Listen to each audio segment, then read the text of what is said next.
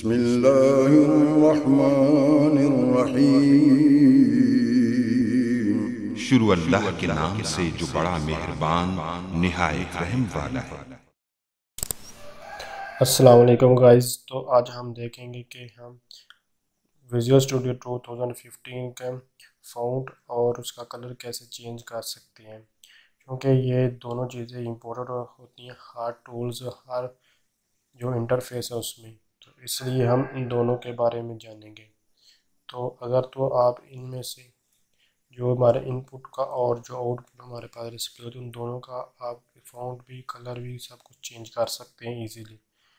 अगर आप इनमें से कोई कलर चेंज करना चाहते हैं तो जस्ट आप टूल्स पे जाएं, टूल्स के बाद ऑप्शन को ओपन करें। ऑप्शन को ओपन करने के बाद यहाँ लिखा फ़ॉन्ट्स एंड कलर, इसको आप सिलेक्ट करें।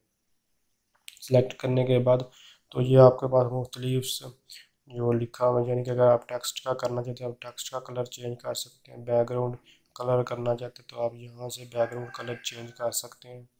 तो इसी तरह टेक्स्ट का भी कर सकते हैं, या फिर ये आपको जो बैकग्राउंड है ये भी आप कोई भी किसी किस्म का कलर चेंज करना चाहते हैं तो आप कर सकते हैं। और अगर आप साइज़ चेंज करें तो आप यहाँ से साइज़ भी चेंज कर सकते हैं। जिस तरह की आपको सेटिंग करनी है आप अपने हिसाब से कर सकते हैं। तो इसके अलावा आप यहाँ से भी साइज़ इंक्रीज डाउन डिक्रीज जैसे आप करना चाहें आप यहाँ से भी कर सकते हैं फास्टिंग। तो अब मैं आपको दिखाता हूँ कि आप जो आउटपुट होती है आप उसका कलर या फ़ॉन्ट कैसे चेंज कर सकते हैं।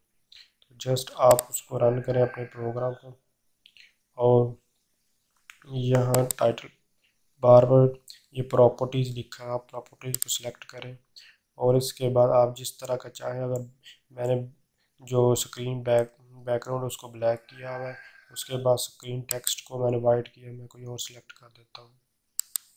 ये कि मैंने ये ग्रीन कर दिया इसको। और इसके बाद अगर आप फ़ॉन्ट चेंज करना चाहते हैं तो आप फ़ॉन्ट भी चेंज कर सकते हैं जिस हिसाब से आप करना चाहें। मैंने 18 कर दिया, थोड़ा इंक्रीज़ कर दिया। इस तरह जिस तरह की आप सेटिंग करना चाहते हैं आप अपने हिसाब से आप अपने कर्सर को मीडियम स्मॉल जिस तरह का चाहे कर सकते हैं। मैं इसको मीडियम में रख देता हूँ। तो आपको जिस हिसाब से सेटिंग करनी हो आप कर सकते हैं। इसीलिए देख सकते हैं ये वाइट था तो ये ग्रीन हो जाए। इस तरह आप इसको, ये ब्लैक, मैं आपको इसको वाइट करके दिखाता हूँ इसका बैकग्राउंड भी।